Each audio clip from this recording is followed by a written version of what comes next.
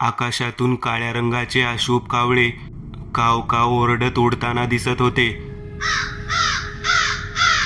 जणू त्या सकाळच्या प्रहरीच दिवस अशुभ जाणार होता. पण कोणाचा? मला वाटतं ते वेळच ठरवणार होती.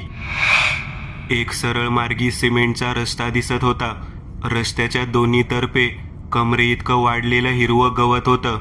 रस्त्याच्या खाली दोन्ही दिशेंना जिकडे पाहावं तिथे शेत दिसत होती. सकाळच्या उन्हाने हे सर्व दृश्य अगदी उजळून दिसत होतं, घडत होतं. एक सफेद रंगाची चारचाकी जरा वेगाने त्या सिमेंटच्या रस्त्यावरून आपल्या सर्वांच्या नजरेसमोरून वेगानं पुढं निघून गेली. गाडीच्या वेगाने रस्त्याच्या बाजूला असलेली गवताची कणसे शहारलं आणि खालची धूळ 5 सेकंद करता वर हवेत उडाली. गाडीच्या आत ड्रायव्हर सीटवर एक पुरुष बसला होता. वय जेमतेम 40च्या आसपास दिसत होतं. दोन्ही हातात स्टिअरिंग पकडली होती. सर्व लक्ष रस्त्यावर होतं. ड्राईव्ह सीट बाजूला नक्कीच त्या पुरुषाची बायको बसली होती आणि मागे 2 मुले गाडीच्या काचेमधून बाहेरचं दृश्य मोठ्या गमतीने पाहत होती. शहरातली माणसं जेव्हा गावात येतात आणि त्यांच्या चेहऱ्यावरचे अचंबित, नवल, आश्चर्यकारक भाव असतात, तसेच काहीसे भाव त्या मुलांच्या चेहऱ्यावर होते. जणू असं वाटत होतं की हा चौकोनी परिवार पहिल्यांदाच गावात आला होता. आणि तसंच होतंही मित्रहो. या ओळख करून घेऊयात पात्रांची. ड्राईव्ह सीटवर बसलेले ते पुरुष म्हणजे श्रेयस दामोदर देवकर. वय 40. ते पेशाने कम्प्युटर इंजिनियर होते. तेही एका मोठ्या कंपनीत. चांगला 3 आकडा पगार होता.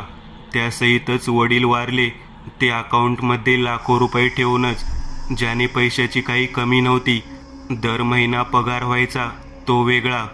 त्यासहितच लव्ह मॅरेजने बायको मिळाली, ती अशी की जिची लाईफमध्ये कसलीच इच्छा आकांक्षा नव्हत्या. फक्त आपलं परिवार, मूलबाळ सुखी, ह्यातच सुगाई. श्रेयस देवकर हिचं मन सुखी होतं. मित्र हो, तसं सांगायचं झालं तर सुगाई नाव चायना वाटत नाही का? खरं तर त्याचं उत्तर म्हणजे सुगाई ह्या चायनाच्या होत्या. म्हणजे आईवडील चायनीज होते, जे की भारतात राहायला आले आणि इकडचेच रहिवासी झाले. आणि आपली मराठी भाषा ही फार सोपी भाषा आहे. कोणीही ती सहज बोलू शकतो. आणि सुगाईला मराठी भाषा पूर्णपणे जमत होती. श्रेयस, सुगाई ह्या दोघांना एक मुलगी प्रतीक्षा. वय वर्ष 11. ती सध्या 5वी इयत्तेत शिकत होती. स्वभाव वयोमानाने पाहता जरा जास्तच समंजस होता. फारच गुणाचं लेकरू होतं ते. अशा आपल्या प्रतीक्षाला एक लहान भाऊ सुद्धा होता. त्याचं नाव होतं कोकांश. वयाने तो 9 वर्षाचा असून 3री इयत्तेत शिकत होता. प्रतीक्षा कोकांशला लाडात कोको म्हणायची. तीच नाही तर श्रेयस, सुगाई, तिचे आई वडील सुद्धा कोकांशला कोकोच म्हणायचे. तर असा हा चौकोनी परिवार दिवाळीच्या सुट्ट्या एन्जॉय करण्यासाठी एका गावी असलेल्या गुप्ता मेन्सनकडे निघाला होता. गुप्ता मेन्सन म्हणजे एक बंद बंगला होता, जो की श्रेयसरावांनी एका बोलणीच्या कार्यक्रमात चांगली रक्कम मोजून मिळवला होता. खरं तर शहरात त्यांचा फ्लॅट होताच, परंतु शहरातलं वातावरण गावच्या शुद्ध वातावरणाशी कसं समरस होणार? ती एसीची थंड हवा नैसर्गिक शुद्ध झाडांच्या हवेची मजा देऊ शकणार होती. म्हणूनच तर श्रेयसरावांनी हा गुप्ता मेन्सन खरेदी केला होता. गुप्ता मेन्सन बंगल्याची खासियत फारच खास होती मित्रहो. आणि ती कशी, ते आता लवकरच पाहायला मिळेल. श्रेयसरावांची चारचाकी गुप्ता बंगल्याच्या गेटपाशी पोहोचली. गेटपासून 10 पावले दूर थांबली. गुप्ता मेन्सनला 4ही बाजूंनी पांढऱ्या भिंतीचं कंपाऊंड होतं. मधोमध एक लोखंडी गजांचा 6 फूट उंचीचा 2 झापांचा गेट होता. गेटच्या लोखंडी गजांमधून तो 2 मजली मंगलोरी कौलांचा गुप्ता मेन्सन एका मेलेल्या मुर्द्यासारखा उभा दिसत होता. देवकर कुटुंब गाडीत बसूनच बंगला पाहत होते. तेवढ्यात वातावरणात सकाळच्या प्रहारी न जाणे कसे, पण ते काळेभोर अशुभ मेघ चालत आले. सूर्याच्या प्रकाशाला त्यांनी पृथ्वीवरच्या वातावरणातून पार नाहीसा करून अंधाराला आमंत्रण दिलं. उन्हाचा तांबडसर प्रकाश जमिनीवर पडला होता. त्या जमिनीवरच्या प्रकाशावर हळूहळू काळ्याशार काजळीचं जवळ पसरलं. तो 2 मजली गुप्ता मेन्सन आता बेसूर दिसू लागला. काहीतरी अशुभ वावराची जाणीव होऊ लागली. श्रेयसरावांनी गाडीचा दरवाजा उघडला. गाडीतून उतरून समोरच्या गेटपाशी पोहोचले. मग त्यांनी चावीमार्फत गेटचं कुलूप उघडलं. मग गेटची कडी खोलली व तो 2 झापांचा गेट आत ढकलला. गेटला चांगलंच तेल पाणी मिळालं असावं, कारण त्याचा बिजागऱ्यांचा तो भेसूर आवाज झाला नाही. नुसत्या हलक्याशा एका धक्क्यानेच त्या झापा अलगद आपोआप पुढे जात उघडल्या. जणू त्या गेटने या 4ही जणांना आत या असं आमंत्रण दिलं असावं. पण अचानक हा गेट असा एका धक्क्याने पुढे जाऊन उघडलेलं पाहून श्रेयसरावांना जरा आश्चर्यच वाटलं. पण त्यावर जास्त विचार न करता त्यांनी फक्त खांदे उडवले. गेट उघडून श्रेयसराव पुन्हा ड्राईव्ह सीटवर येऊन बसले. चावीमार्फत गाडी पुन्हा सुरू करत बंगल्याच्या आवारात प्रवेश केला. तसे आतले दृश्य, आतला परिसर खऱ्या अर्थाने नजरेस पडला. गुप्ता मेन्सनच्या आतली जमीन लाल मातीची होती. मेन्सनच्या डाव्या बाजूला किचनच्या खिडकीजवळच 9 फूट उंचीचं पेरूचं पांढऱ्या साल्टीचं झाड होतं. पेरूचं झाड फक्त नावालाच, बाकी त्या झाडाच्या फांद्यांवर साधा एक पेरू नव्हता. नाही त्या पेरूच्या फांद्यावर पाने उगवली होती. त्या पेरूच्या झाडाव्यतिरिक्त तिथे दुसरं कोणतंही झाड नव्हतं. परंतु हा पेरूच्या झाडाबाजूला जरा पुढे एक झोपाळा होता. गुप्ता मेन्सनच्या मालकाने बनवला असावं असू शकतं. वाव, झोपाळा, प्रतीक्षा आनंदी स्वरात म्हटली. तिच्या त्या वाक्यावर श्रेयसराव व सुगाई दोघेही एकमेकांकडे पाहत हसले. तोपर्यंत प्रतीक्षा, कोको दोघेही बहीण भाऊ झोपाळ्यापर्यंत पोहोचले. त्यावर बसले सुद्धा. प्रतू, कोको, आताच आपण इथे आलो आहोत ना, आणि तुम्ही दोघे लगेचच मस्ती करायला लागले. चला पाहू. दोघेही जरा घरात बसून आराम करा. तसंही सुगाईबाईंनी वर आकाशात पाहिलं. काळ ढगांनी पांढऱ्या आकाशाला मिठी मारून अभद्र रूप दिलं होतं. पाऊस पडणार आहे वाटतं. सुगाईबाईंच्या आतील आई जागी झाली होती. मम्मा, खेळू देत ना आम्हाला झोका झोका, कोको त्याच्या लहानग्या आवाजात म्हटला. त्यावर सुगाईबाई विरोध दर्शवत बोलणार, तोच मध्ये श्रेयसराव आले. सुगू डार्लिंग, खेळू देत यार ह्या दोघांना. तसे आपण सुट्टी एन्जॉयला चालू आहोत ना, चल आपण घर पाहूयात. श्रेयसरावांच्या वाक्यावर सुगाईबाईंनी दोन्ही मुलांकडे पाहून नाही असं करत मान हलवली व स्वतःशीच खुदकन हसल्या. सुगाईबाईंनी होकार दर्शवला. श्रेयसराव, सुगाईबाई दोघेही गुप्ता मेन्सनच्या दरवाजाजवळ आले. दरवाजा 2 झापांचा असून चांगलाच मजबूत पॉलिश स्टाईल होता. श्रेयसरावांनी आपल्या जवळ असलेल्या चावीमार्फत दरवाजाचं कुलूप उघडलं. हळूच दरवाजा आत ढकलला. गेटप्रमाणेच दरवाजाला सुद्धा चांगलंच तेल पाणी घातलं होतं, ज्याने बिजागऱ्यांचा आवाज वगैरे घुमला नाही. दरवाजा उघडताच आतला हॉल समोर आला.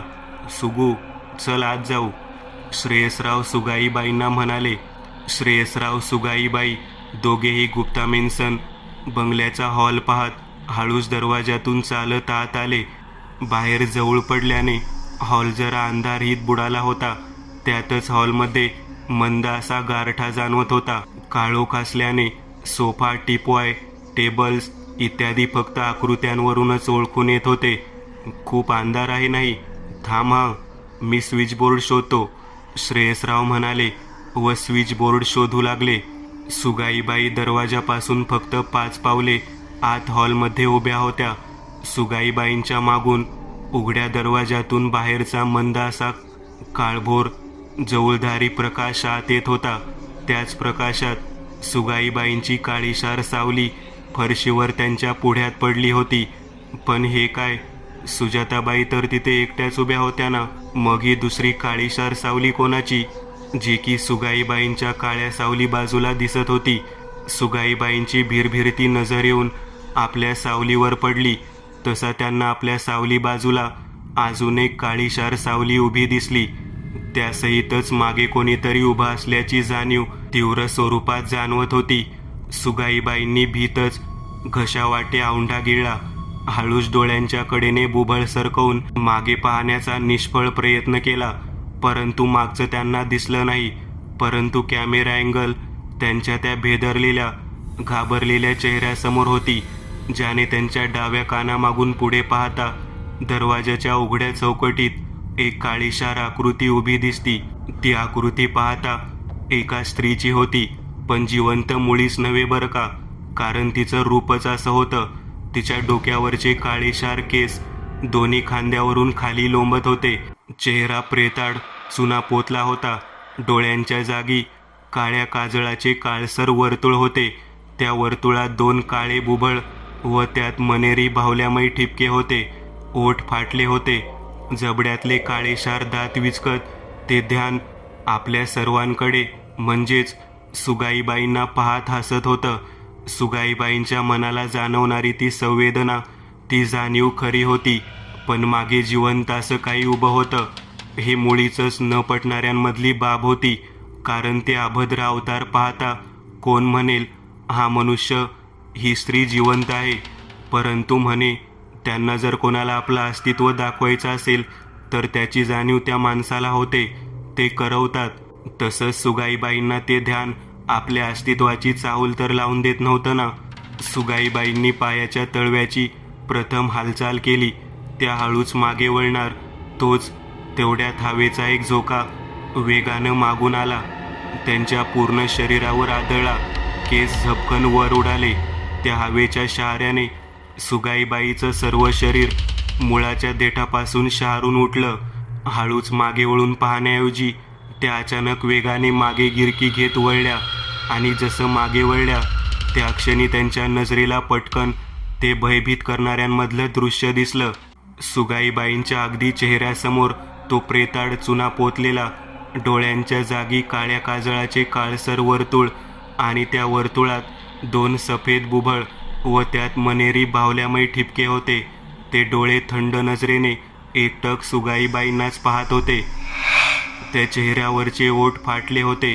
जबड्यातले काळेशार दात चावत ते ध्यान अगदी हिंसक, चवताळलेल्या हिंस्र श्वापदासारखं सुगाईबाईंना खाऊ की गिळू ह्या नजरेने पाहत होतं.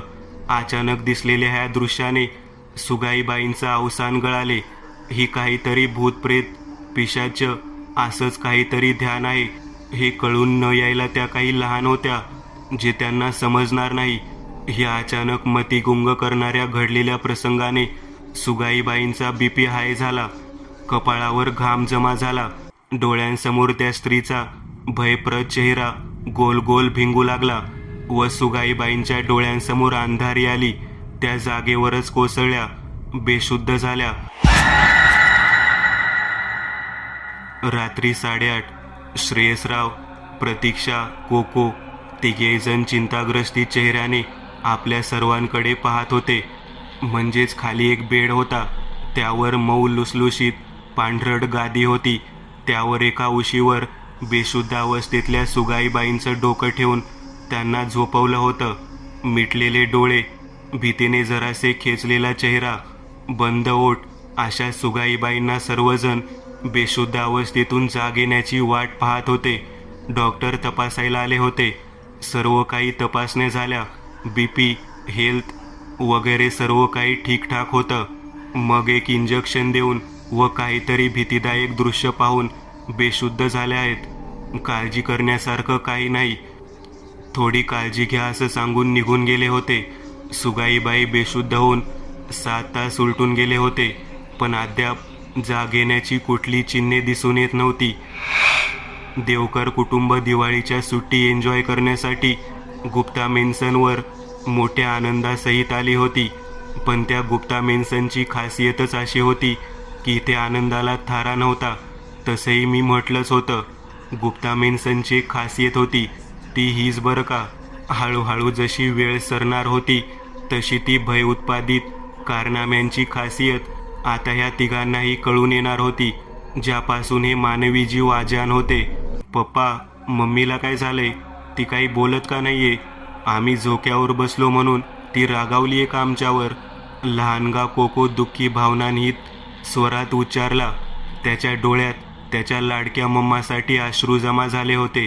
कोको बाळा, असं काही नाही हां.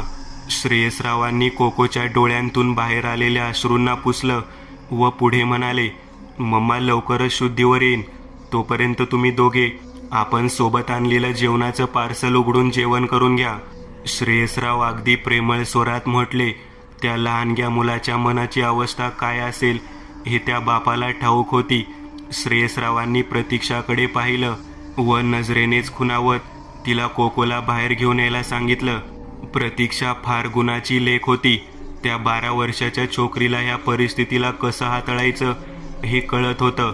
किती ती कौतुकास्पद बाब होती. शब्दात वर्णवणे नाही. उगीचच बहिणीला आईचं दुसरं रूप म्हणत नाहीत. प्रतीक्षा कोकोला घेऊन रूमच्या दरवाजातून बाहेर निघून गेली. तसे सुगाईबाईंच्या बेड बाजूला उभे असलेले श्रेयसराव हळूच बेडवर बसले.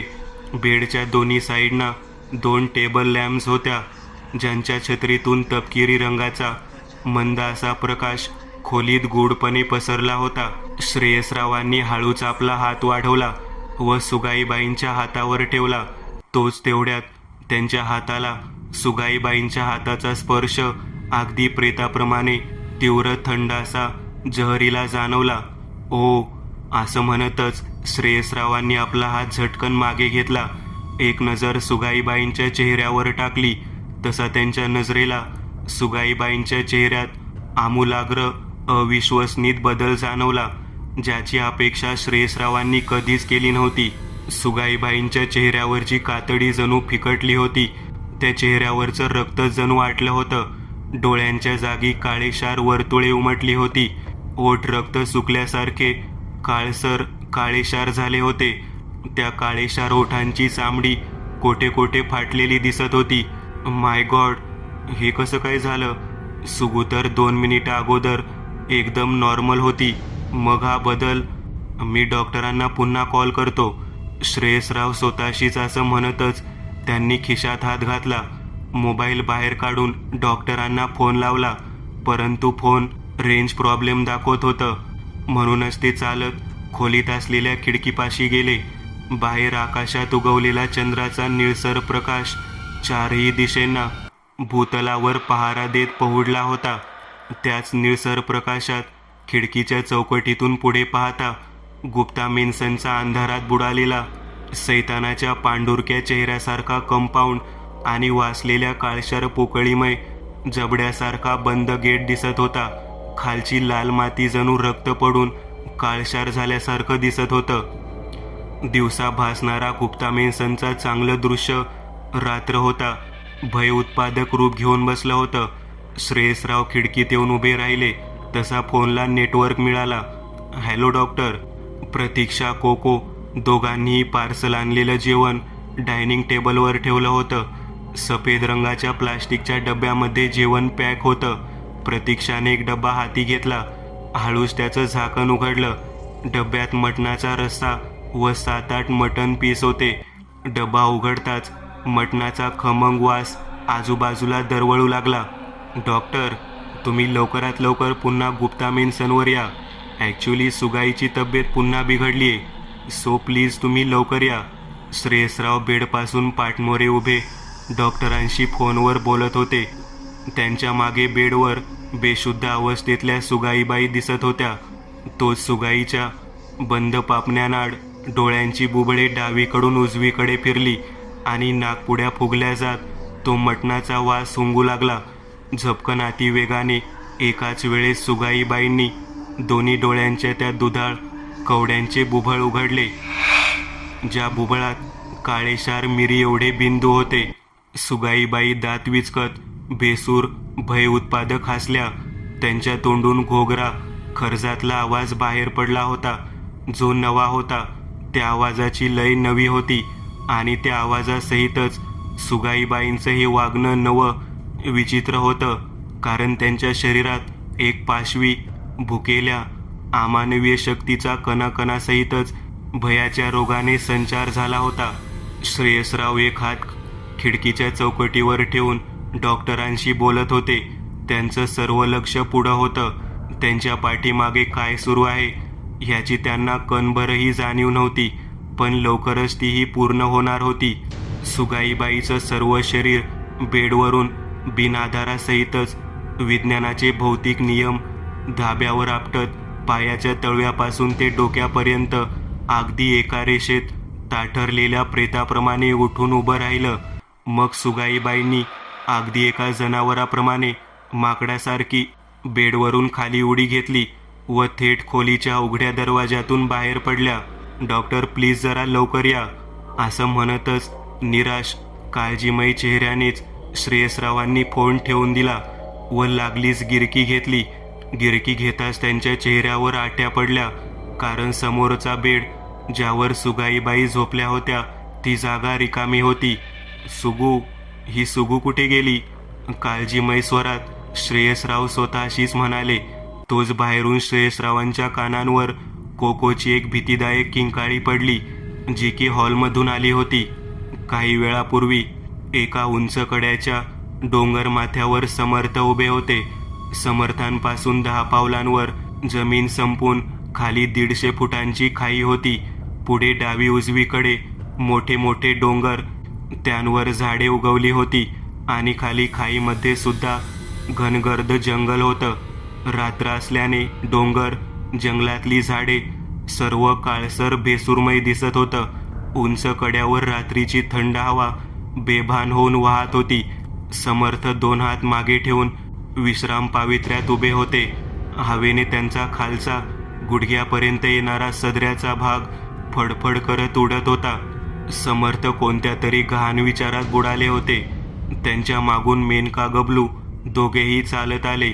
समर्थ, मेनकाने प्रथम हाक दिली, परंतु समर्थ मात्र तसेच उभे होते, जणू त्यांना हाक ऐकूच गेली नव्हती. समर्थ, मेनकाने पुन्हा हाक दिली, पण नाहीच. समर्थ तसेच मागे हात करून उभे होते. मेनकाने गबलूकडे पाहत भुवया उडवूनच खुनेने समर्थांना काय झालं असं विचारलं. त्यावर गबलूने फक्त खांदे उडवले व हात दाखवत मी हाक देतो असं दात काढत खुणावत म्हणला. कृणाल, गबलूने हाक दिली, पण नाहीच. समर्थ अद्याप तसेच उभे होते. हवेने त्यांचा तो सदरा तसाच उडत होता. ए मेनका, हा कृणाल पुन्हा त्याच्या शरीरातून तर बाहेर पडला नाही ना? गबलू आपली शंका व्यक्त करत म्हणाला, जी की मेनकाला समजली नाही. म्हणजे? ती न समजून म्हटली, अगं म्हणजे आत्मरूपाने कुठे गेला तर नाही ना असं? ओ, काय माहीत. मेनकाच्या वाक्यावर गबलूने कपाळावर हात मारून घेतला. तू थांब, मी कृणालला हात लावतो. गबलू असं म्हणतच समर्थांपाशी आला. कृणाल, असं म्हणतच गबलूने समर्थांच्या अंगाला हात लावला. गबलूच्या स्पर्शाने समर्थांची तंद्री झटकन तुटली. गबलू तू? समर्थ 2 सेकंद थांबून पुढे म्हणाले. काय रे, काय झालं? समर्थांनी आदबीनं विचारलं. हेच आम्हाला तू सांग कृणाल, की तुला काय झालं? मला? समर्थ जरासे हसले. मला काहीही झालेलं नाही, मी अगदी ठणठणीत आहे. समर्थ प्रसन्न चेहऱ्याने म्हणले खरे, पण लागलीच तो आनंद मावळला सुद्धा. नाही समर्थ, काहीतरी आहे. नाहीतर आम्ही तुम्हाला 4 वेळा हाक द्याव्यात आणि तुम्ही प्रत्युत्तर न करावं, असं कधी झालं नाही. सांगा ना समर्थ, इतक्या कसल्या गहाण विचारात बुडाला होतात आपण? मेनका डोळे बारीक करत म्हणाली. त्यावर समर्थ फक्त हसले व म्हणाले, बरं ऐका, मी तृतीयाचा विचार करत होतो. समर्थ पुढे बोलणार तोच मध्ये गबलूने दांडी मारली. ए, त्या पिशाचिनीचा, त्या टवळीचा कशाला इतका विचार करतोयस कृणाल? हां, कितीतरी निष्पाप लोकांना गिळले त्या टवळीने, आणि तू तिचाच विचार करतोस? अरे गबलू, माझं ऐकून तर घे. काय ऐकून घेऊ तुझं? त्या टवळीची काळजी वाटते तुला, त्या तृतीयाची. उद्या तर मग तू तिला मुक्त पण करशील. ए हाफ तिकीट. मेनकाने दात चावत जरा रागातच आपला हात वाढवत गबलूचं तोंड बंद केलं. समर्थांचं तर ऐकून घे, की ते काय म्हणत आहेत. आधीच काय तोंड वासवतोयस? समर्थ सांगा तुम्ही, मी याचं तोंड बंद केलंय. बोला तुम्ही. गबलू, मेनका, ज्यावेळेस मी तृतीयाला कैद केलं तेव्हा तिचे शेवटचे शब्द होते, मालक मला वाचवा. म्हणजे ह्याचा अर्थ समर्थ, की त्या पिशाचनीचा कोणीतरी मालक सुद्धा आहे, जो अद्याप मोकाट आहे. होय मेनका, आणि मला वाटतं की तिचा जो कोणी मालक आहे त्याला अद्याप हे कळालं सुद्धा असेल की त्याच्या भक्ताला मी बंदिस्त केलं आहे. आणि म्हणूनच आपण सर्वांना सावधान राहायला हवं, कारण तिचा जो कोणी मालक आहे तो नक्कीच आपल्या पिछावर येणार. समर्थ असे म्हणतच गंभीर झाले. मेनका गबलू दोघांच्याही चेहऱ्यावर तेच गंभीर भाव पसरले होते. तो तेवढ्यात गबलूच्या सशासारख्या कानांवर दुरून जंगलातूनच कुठून तरी एक हाक पडली. "आ पप्पा." डार्क काळ्या रंगाने पोतलेल्या अंधाऱ्या भिंतीच्या काळोखात गुप्ता मेन्सन, ती श्रापित वास्तू, अगदी भयासुराप्रमाणे शांतपणे उभी होती. गुप्ता मेन्सनच्या आत पेटलेल्या लाईटचा प्रकाश काचेच्या खिडक्यांवर ओढलेल्या पडद्यांवर पडला होता. बाहेरून पाहता ते प्रकाशाने उजळलेलं गुप्ता मेन्सन अगदी छान दिसत होतं, पण त्यात छान सुंदर वास्तुवात काय अघोरी कावा घडत होता ह्यापासून ह्या पृथ्वीवरचा एक न एक मनुष्य अजान होता. मित्रांनो, आज पुरतं एवढंच. तुम्हाला जर काही गोष्ट आवडली असेल तर नक्की लाईक करा. तुमच्यापैकी बरेचसे जण व्हिडिओ लाईक न करताच पळून जातात, पण हा जर व्हिडिओ तुम्ही लाईक केला तर मला जरा बरं वाटेल आणि असेच भारी भारी व्हिडिओ बनवायची माझ्यात एनर्जी येईल. त्यामुळे नक्की लाईक करा. आणि अजूनही कोणी या चॅनलला सबस्क्राईब केलेलं नसाल तर लगेच सबस्क्राईब करून टाका. आणि बाजूची घंटी ती मात्र दाबायला विसरू नका. देवाची घंटी आहे ती. चला तर मग पुन्हा भेटूया अशीच एक आगळी वेगळी गोष्ट घेऊन पुढच्या